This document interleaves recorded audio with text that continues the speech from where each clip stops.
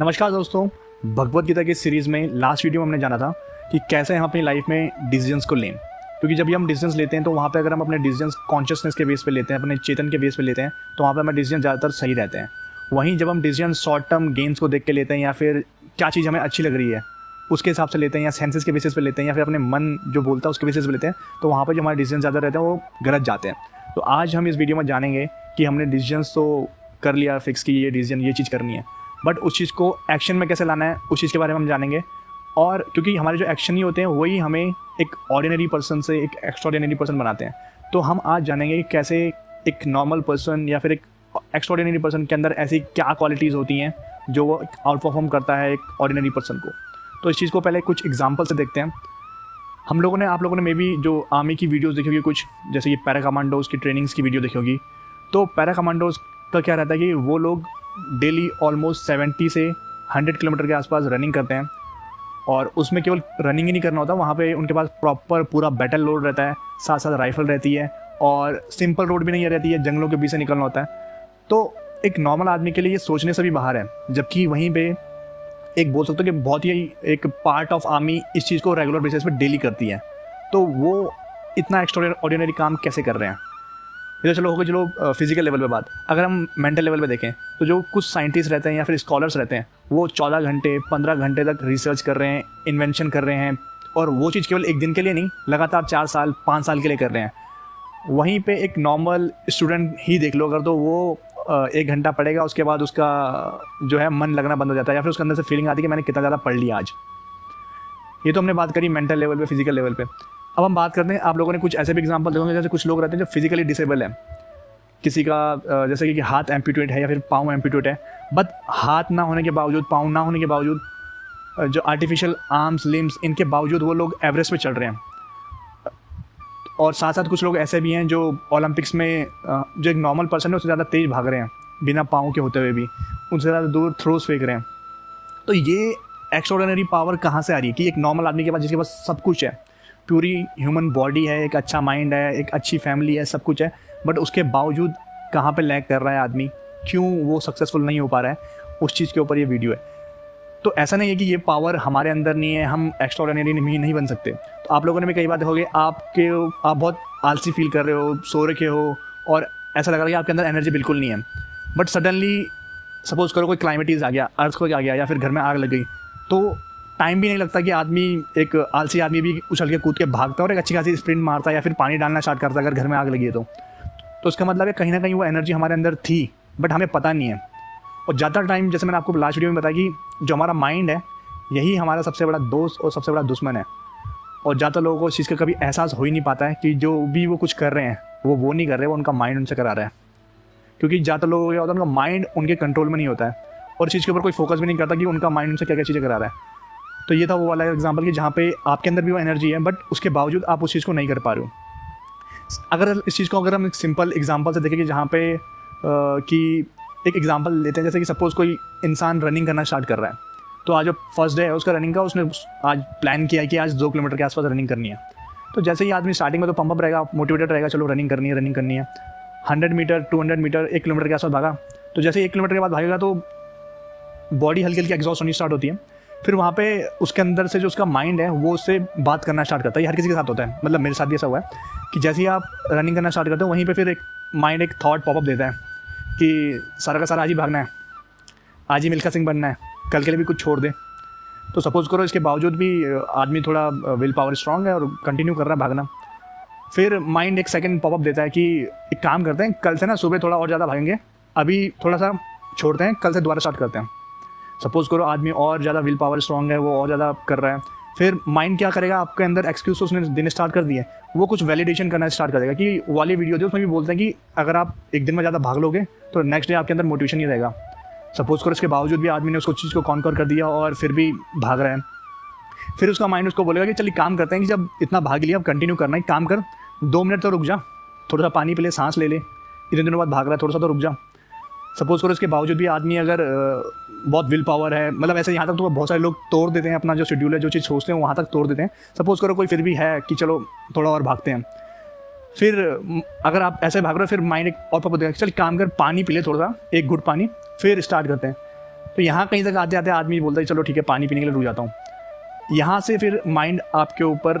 Control लेना start कर देता है। अगर कोई यहाँ तक विल पावर वाला है तो यहाँ पे आके उसका जो माइंड है वो उसके ऊपर कंट्रोल लेना स्टार्ट करता है। तो जैसे ही पानी पियोगे तो फिर माइंड बोलेगा एक काम कर, थोड़ी देर चल भी लेते हैं ना, जब रुकी गया तो थोड़ा चल ले, फिर स्टार्ट करेंगे। थोड़ा जब 500 मीटर हो जाएगा उसके बाद फिर रनिंग करेंगे। फिर आप 500 मीटर चलोगे, फिर उतने में फिर माइंड एक नया पॉपअप दे देगा, यार अब बॉडी भी ठंडी हो गई है, एक काम करते हैं कल से और भागेंगे। फिर ऐसे करते करते क्या करेगा माइंड आपको जो चीज़ आप करने जा रहे थे ना कि 2 किलोमीटर भागना है आज बिल्कुल डेडिकेशन के साथ करने के लिए, तो वहाँ पे अगर आपका माइंड फिर आपको बोल देगा कि ठीक है कल से स्टार्ट करते हैं, और यहाँ पे आके आप छोड़ दोगे। वहीं जो इसके अपोजिट लोग रहते हैं एक्स्ट्राऑर्डिनरी, उनके लिए ये जो फीडबैक सिस्टम है, उनके जो माइंड का फीडबैक सिस्टम है वो टोटली डिफरेंट रहता है। उनका माइंड उनको कभी नहीं बोलेगा कि बहुत ज़्यादा भाग लिया। उनका माइंड क्या करेगा कि यार लास्ट टाइम मैंने इतना भागा था और अभी मैंने स्टार्ट कर रहा हूँ तो ये इतना ही हो पाया है, मुझे और करना है, मुझे और करना है, और उसको उस चीज़ में इन्जॉयमेंट आएगा। वहीं जो ऑर्डिनरी आदमी होगा वो यहाँ पर छोड़ देगा चीज़ों को करना। तो एक्स्ट्राऑर्डिनरी और ऑर्डिनरी पर्सन में एक ही चीज़, एक नहीं दो चीज़ों का जो डिफरेंस है वो ये है कि वो अपनी एनर्जी और अपना टाइम, इन दोनों को कैसे मैनेज करते हैं। और जहाँ पे बात आती है एनर्जी की, ज़्यादातर लोग सोचते हैं एनर्जी केवल बॉडी लेवल पे होती है, बट जैसे मैंने आप लोगों को बताया कि जैसे वो वाला एग्जांपल था कि जहाँ पे अर्थक्वेक आ रहा है, वहाँ पे एनर्जी केवल बॉडी की नहीं होती है, आपके माइंड सबसे ज़्यादा, मतलब माइंड का जो एनर्जी रहती है वो ज़्यादा रहती है एज़ कम्पेयर टू बॉडी के। आप लोगों ने जैसे मतलब एक केस था 1-2 साल पहले कि जहाँ पे कश्मीर के अंदर शायद से ग्लेशियर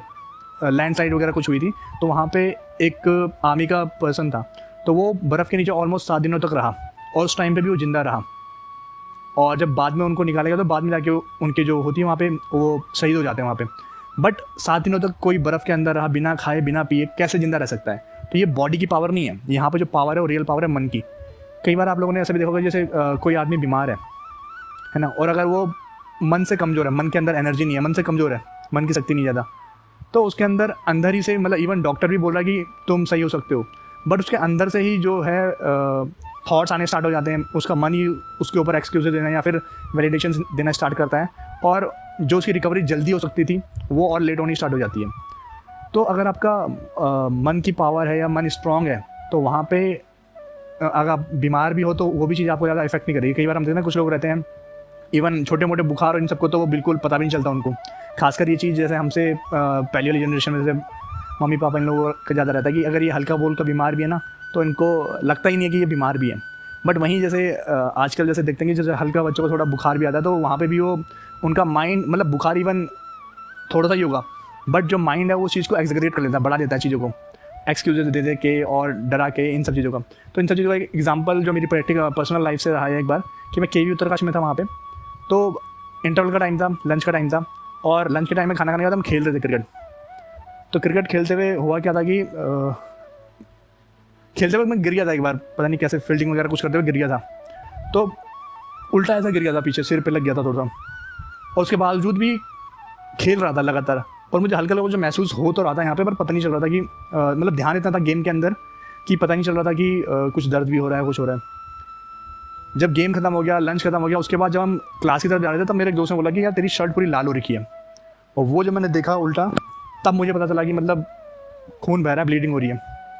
उसके बाद मेरे अंदर डर आना स्टार्ट हो गया। उसके बाद मेरा जो माइंड था वो मेरे साथ खेलना स्टार्ट कर गया कि अब तू नहीं बचेगा, तुझे ब्लड क्या बोलते हैं वो ट्यूमर हो जाएगा, ये सब हो जाएगा। तो ऐसा भी होता है कि आप चीज़ों के अंदर अगर इन्वॉल्व हो, अगर आपकी मन की शक्ति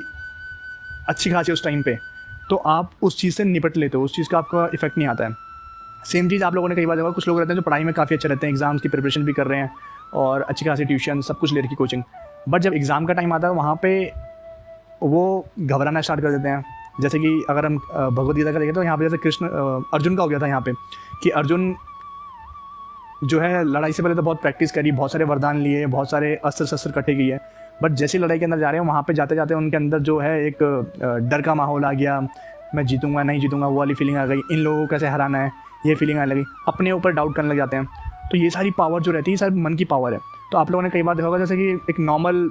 जैसे कि कभी कभी लड़ाई होती है ना स्कूल कॉलेजेस के अंदर भी, जरूरी नहीं कि हर बार जो दिखने में ताकतवर रहे वो ही लड़ाई को जीतता था। जनरली मैंने तो कई बार देखा कि वो लोग ज़्यादा जीते थे जो ज़्यादा दिखने में पावरफुल तो नहीं है बट वो अड़ियल हैं, तो वो लोग ज़्यादा जीत जाते थे लड़ाई को। तो यहाँ पे सवाल जो इन सब चीज़ों को कहने का जो मेन तात्पर्य है वो ये है कि हमारी बॉडी से ज़्यादा हमारा पावर हमारे मन में रहती है। और आप लोगों ने मे भी हिंदी में सुना होगा, मन के हारे हार हैं, मन के जीते जीत। तो कैसे हम अपने मन को पावरफुल बना सकते हैं और कैसे हम अपने टाइम को और बेटर यूज़ कर सकते हैं, यही वो दो चीज़ हैं जहाँ से एक पर्सन ऑर्डिनरी से एक्स्ट्राऑर्डिनरी बनता है। तो मन को अगर पावरफुल बनाना है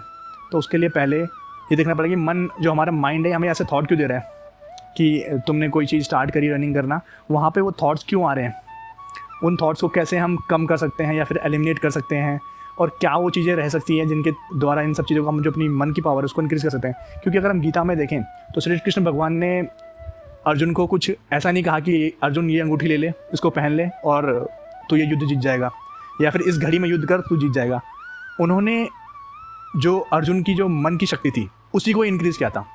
और इस चीज़ को अगर हम इंग्लिश में कहें तो उन्होंने केवल साइकोलॉजिकल काउंसलिंग की थी अर्जुन की, जिससे कि उनके अंदर एक जो सेल्फ बिलीफ था वो दोबारा रीएस्टैब्लिश हुआ था। उनको खुद से लगने लग गया था चलो मैं युद्ध कर सकता हूँ और हरा भी सकता हूँ। तो यही चीज़ काउंसलिंग कई बार हम लोगों को लाइफ में ज़रूरत होती है। जैसे कि हम एग्जाम्स की प्रिपरेशन करने जाते हैं, मैंने आपको एग्जांपल दिया कि आपने सब कुछ पढ़ा हुआ है, आपको पता भी है, सब कुछ पता है, बट एग्ज़ाम हॉल में जाते ही जैसे आप एग्ज़ाम लिखने जाते हो वहाँ पे भूल जाते हो चीज़ों को। वो चीज़ें क्यों हम भूल जाते हैं? क्योंकि जो हमारा मन रहता है वो अगर फियर से भरा पूरा है, अगर मन फियरफुल है तो वहाँ पे जो भी चीज़ें आप लोगों को उस टाइम पे याद आनी चाहिए वो चीज़ें आना बंद हो जाती हैं। और जो लोग काफ़ी कॉन्फिडेंट रहते हैं वो लोग उन चीज़ों को भूलते नहीं है, वो इवन इंटरव्यूज़ के अंदर भी काफ़ी अच्छा परफॉर्मेंस करते हैं, क्योंकि जो उनका मन रहता है वो फोकस्ड है उस टाइम पे, फियरफुल नहीं है। और कैसे इन सब चीज़ों का जो मेन चीज़ है वो है फोकस के ऊपर। अगर आपका फोकस सही है तो आपका कॉन्फिडेंस ऑब्वियसली अच्छा रहेगा, आपकी जो टाइम मैनेजमेंट स्किल्स है वो अच्छा रहेगा, और जो आपका बोलता है कि कंसिस्टेंसी रहना, परसिस्टेंस रहना, ये सब चीज़ें ऑटोमेटिकली आ जाती है अगर आपका फोकस सही है। तो मन को कैसे फोकस कर सकते हैं, या फिर आप अपनी जो सारी एनर्जी है बॉडी की, माइंड की, इन सब को कैसे एकाग्रित कर सकते हैं, तो इस चीज़ के बारे में जानेंगे आने वाली वीडियो में, कि जहाँ पे हम अपनी मन की शक्ति को कैसे इंक्रीज़ कर सकते हैं उस चीज़ के बारे में जानेंगे। इस वीडियो में इतना ही। अगर आप लोगों को कुछ क्वेश्चंस वगैरह हो या फिर कुछ चीज़ें और आप जानना चाहते हो तो उस चीज़ के लिए आप कमेंट में बता सकते हैं। मैं कोशिश करूँगा उन चीज़ों को आने वाली वीडियोज़ में इंक्लूड करने के लिए। तो भगवद गीता का जो मेन सार है वो यही है कि आप अपनी मन की शक्ति को कैसे इंक्रीज़ कर सकते हैं, कैसे कृष्ण भगवान ने जो अर्जुन की जो है कि साइकोलॉजिकल काउंसलिंग करी थी उस चीज़ के बारे में आने वाली वीडियोज़ में जानेंगे। तो थैंक यू फॉर वॉचिंग। जय हिंद।